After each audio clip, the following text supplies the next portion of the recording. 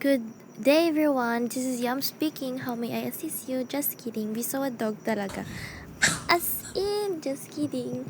While vlogging, pinapunta pala kami ng mami namin dito para bumili ng burger at french fries for sa aming dalawa ng pinsan ko. Pumunta kami dito sa site at nakita ko na may basura at pinagtututo ko pa at sinabi na bilang siya doon. Cheers!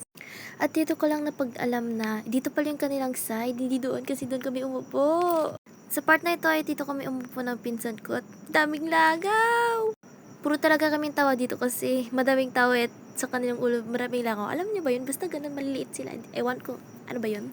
While adjusting the camera, syempre nag-show off din ako ng pagmumukha ko. Yeah. Kimi, Char, ina-adjust ko pala dito yung camera at makita sa part dito na tumingin kami sa wala kasi madaming langaw. At ditong part na to is may nakita kaming salamin like basta 7-Eleven lang ito at yan pinapuntahan kami at yan tinap niya pa talaga as in check it out guys.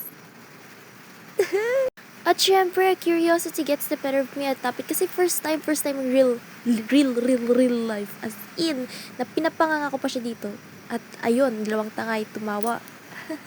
Sa part na ito ay dumating na pala yung order namin na burger with french fries at dito na pa kami nag-pray. Of course, we pray first before eating, di ba? At yun, nagchika-chika na as dito about sa our love life sa fictional character. Yeah. That day was very memorable for me because mga 3 days later, uwi na po ako sa aming probinsya. Like, this is our last hangout as a cousin.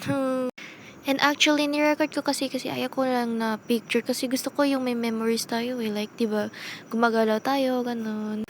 What I meant is, dapat video natin yung mga ginagawa natin or like memories, diba?